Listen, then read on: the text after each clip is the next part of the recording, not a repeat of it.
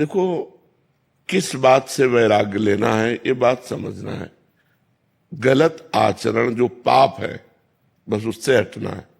हमें पानी पीना है, हमें अन्न पाना है, हमें कपड़ा पहनना है, हमें समाज में रहना है, हमें समाज के व्यवहार से युक्त रहना है, जीना है।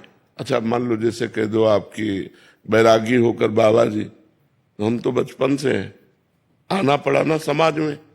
जाने के पहले यहां से भगवान ने कि तुम्हें जो कुछ प्राप्त हुआ समाज को दीजिए और फिर आइए।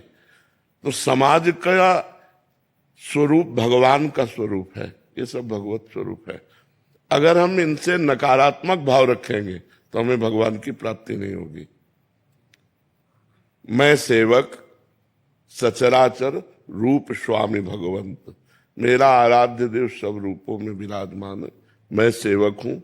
ऐसी भावना से यदि चला जाए तो वैराग्य अपने आप शुद्ध भगवत प्रेम प्रकट कर देगा। अब जैसे वैराग्य में व्यक्ति के प्रति घृणा, तो घृणा और नफरत अशांति पैदा करती है।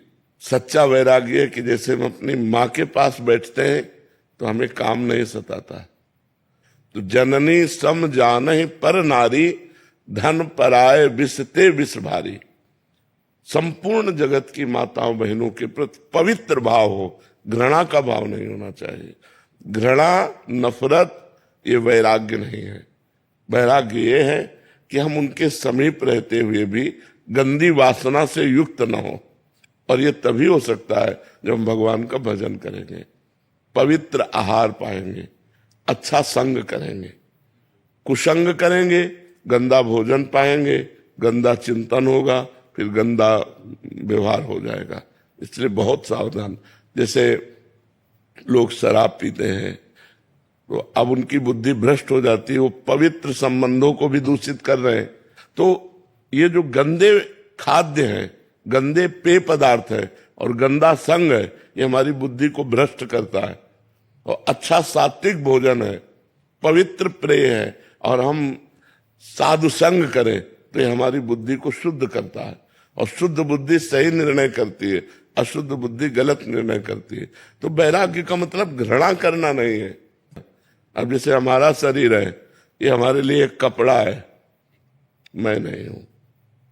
तो शरीर का राग तभी मिटेगा जब डट के भजन करोगे, पवित्र भोजन करोगे, पवित्र संग करोगे, तभी होगा। नहीं तो अपवित्र भाव में शरीर राग पुष्ट होता है। यदि शरीर राग नष्ट हो जाए तो सच्चा वैराग्य है। दूसरों से वैराग्य करना तो सरल है, लेकिन अपने शरीर से वैराग्य करना सही वैराग्य है। फिर मन सहज अपनी प्रेम प्रीति में लग जाता है। हाँ, भगवान का भजन, खूब नाम जप करो, भगवत आराधना करो, बस पवित्र भोजन होना चाहिए। जैसा जाए अन्न वैसा बने मन, और जैसा पियो पानी वैसी बने वाणी। हाँ, देखो ना, शराब पीते तो वाणी बदल जाती है कि नहीं बदल जाती है। तो इसलिए खान पान सही रखो।